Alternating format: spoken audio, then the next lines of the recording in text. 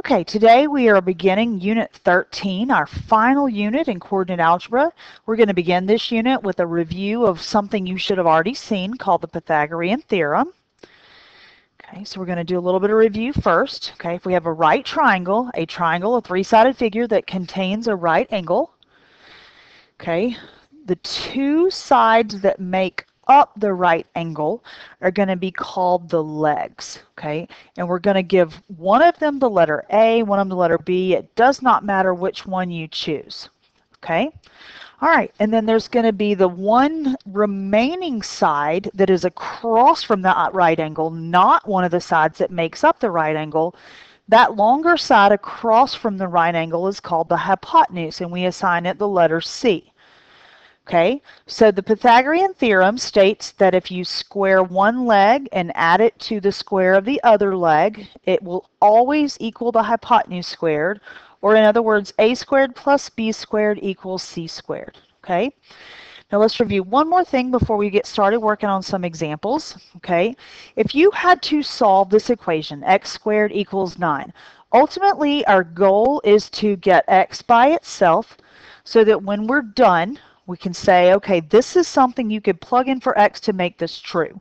So we want to get that x by itself by getting rid of the squared. Every mathematical operation has an inverse operation. Well, the inverse of squared is square root.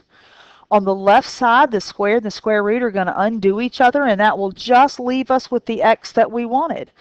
On the right, we're asking, what is the square root of 9? What number can you square to get you 9? Okay, we typically would say 3, which is half correct, but if you think about it, if you're looking for a solution to the equation x squared equals 9, there's actually another solution. If x squared equals 9, x could be 3, or it could be negative 3. Now, the good thing is about the Pythagorean theorem, what we're ultimately solving for is the leg of a right triangle, one of the sides of a right triangle, so it couldn't be negative. So we actually kind of got saved by not needing to know that about the plus or minus that we could put in the front. We are able to just say 3. Okay, when we move to the next one, if x squared equals 9, still, again, our goal is to get x by itself. Get rid of squared by doing a square root. Okay, the square and the square root undo each other. They're inverses, so we're left with just x. Now, unlike the square root of 9, okay, we were able to say the answer is 3, or negative 3, because we know that 3 squared is 9. We don't know of a whole number that you can square to get 10. There is no whole number. So when we have something like this under the radical, like 10, where it's not a perfect square, then we say, okay, we can leave our answer as the exact number, the square root of 10, or we can get our calculator out and say, well, it would be about 3.16. Okay, every radical that's not a perfect square underneath is going to be what we call an irrational number, a decimal that goes on forever without repeating, and so we're going to have to round those off, and they will tell you whether to round to 1 decimal place, 2 decimal places, or whatever. Okay, so let's look at some examples with the Pythagorean theorem. Okay, first thing I would like to do each time, if you need to, is label which sides we're going to call A, B, and C. Okay, in this case, okay, the unknown is the hypotenuse. I'm going to call it C, and I can choose for either one of the two legs. One of them's A, one of them's B, and it doesn't matter which is which. Okay, the same thing will work out if you switch them and use the other way. All right, so I'm going to write down the Pythagorean theorem. A squared plus b squared equals c squared. Okay, I'm going to substitute in the numbers I know. In the place of a, I'm going to put 6. In the place of b, I'm going to put 8. C is my unknown, so I'm just going to leave it a variable. And when I substitute in a number for a variable, I like to put the number in parentheses just to set it off in case there are occasions when you really need the parentheses. So I like to just always make that a habit. Okay, on the left side, I'm able to do some simplifying. I know that 6 squared is 36. I can evaluate that. Evaluate 8 squared and get 64. Okay, that side can be simplified a little bit more. I can go ahead and add 36 and 64 and get 100. Okay, now I'm back where I was a moment ago. I'm trying to solve for C. Okay, the way that I get rid of that squared is to take the square root. Okay, so that will leave me with just C. Now, it asked me in the directions to give my answers two ways, a radical and also to round to one decimal place if necessary. Well, I don't have to round this time. I know of a whole number that I can square to get 100, so I know that the square root of 100 is actually 10. So those are the two forms for the solution to C, the hypotenuse, the square root of 100, or 10. Okay, moving on to number 2. Again, the unknown is the hypotenuse, so that'll be C. Okay, choose the legs. Which one will be A, which one will be B. It doesn't matter which is which. Write down the Pythagorean theorem if you need to. Okay, plug in what you know. 5 squared plus 7 squared equals C squared. Okay, I've got a lot of simplifying I can do on the right. 5 squared is 25. 7 squared is 49. Okay, go ahead and add 25 and 49. That's 74 equals C squared. Okay, now I'm ready to get rid of that squared by taking the square root of both sides. So C equals square root of 74. Now this time 74 is not a perfect square, so I'm going to go to my calculator and do the square root of 74. Okay, the directions told me to round to one decimal place for these. Okay, so I'm going to use my calculator and get that the square root of 74 is about 8.6. Okay, so those are my two solutions for that side. Okay, number 3. Now this one's a little bit different. Okay, if we look at the hypotenuse, it's actually something I already know. C is 13. Okay, now I tend to, if one of the legs is the unknown, I tend to make that A. You don't have to, but it kind of helps out with the equation solving. Okay, all right, so I've got my A, my B, and my C. Let me copy down the Pythagorean theorem. Okay, A is my unknown, B is 5, C is 13. Okay, I'll simplify a little bit. Evaluate 5 squared, 25. 13 squared is 169. Okay, now this is a little different this time than the other two that we worked. This time the 25 and the 169 are on opposite sides.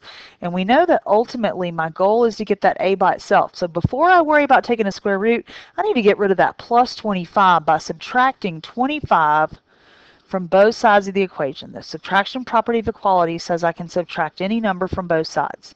Now I'm ready to take the square root of both sides. So I get A is the square root of 144. 144 is a perfect square because it's 12 squared. So my two answers are the square root of 144 or 12. Okay, number 4. Okay, hypotenuse is known.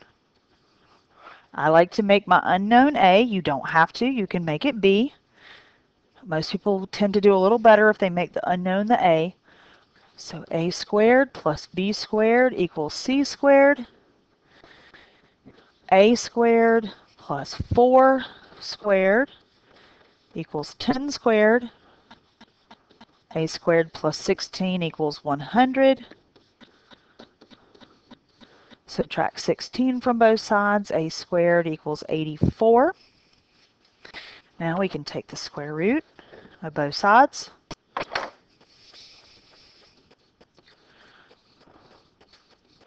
So A is the square root of 84. Go into my calculator. I know it's going to be a little over 9 because 9 squared is 81. And it is 9.165. So if I round to one decimal place, it will be 9.2. Square root of 84, approximately 9.2. Okay. All right, let's quickly work through these last two, C, A, and B.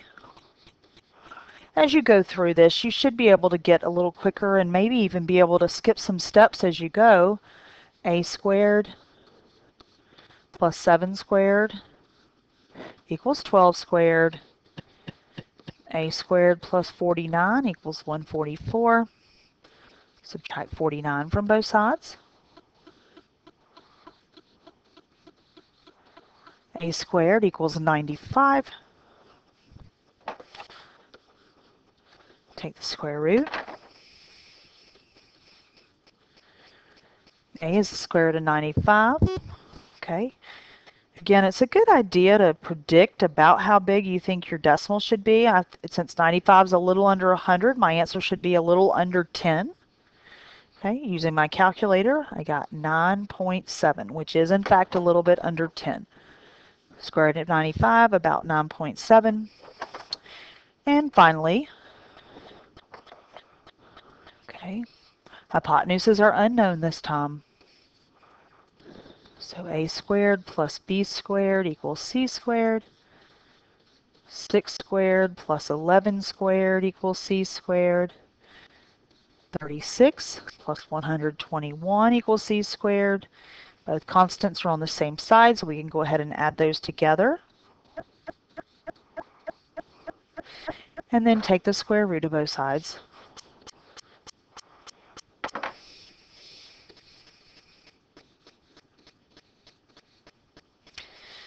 Okay, should be a little bit over 12.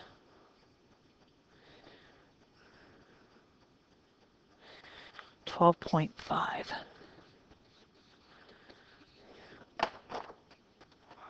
Okay, all right.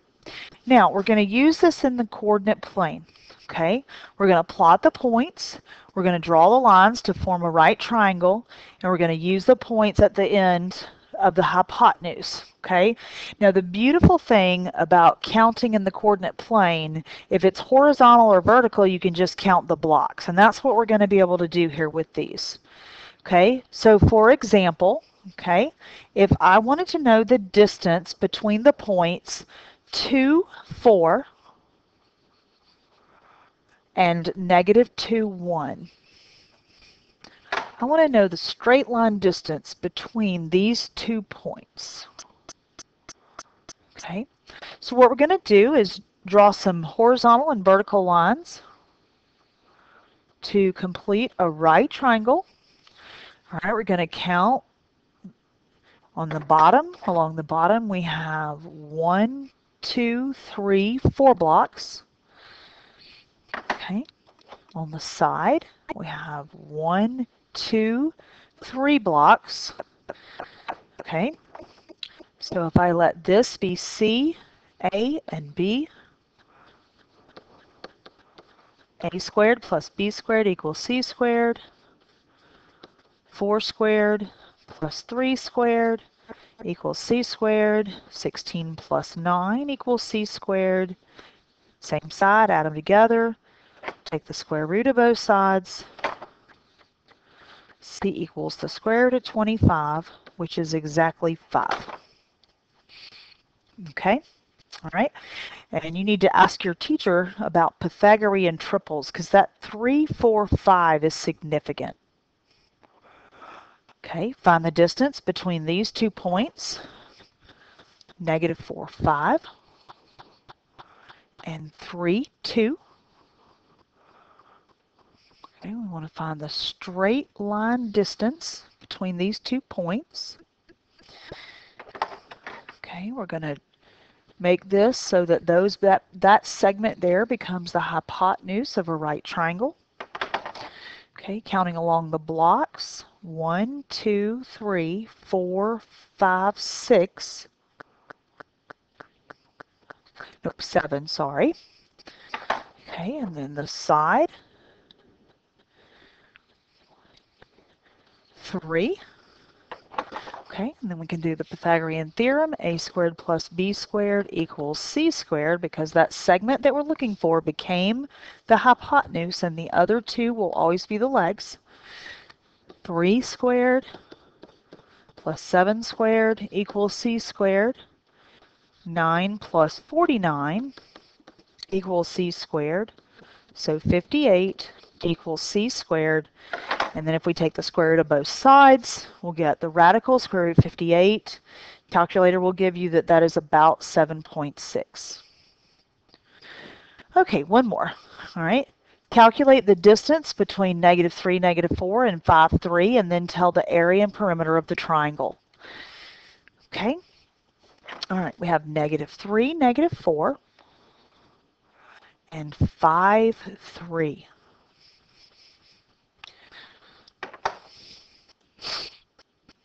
Okay, I'm going to calculate the straight line distance by making this into a right triangle. Okay, right triangle here. 1, 2, 3, 4, 5, 6, 7, 8. 1, 2, 3, 4, 5, 6, 7 here. So the hypotenuse C, A, and B. All right, A squared plus B squared equals C squared. 8 squared plus 7 squared equals C squared. 64 plus 49 equals C squared.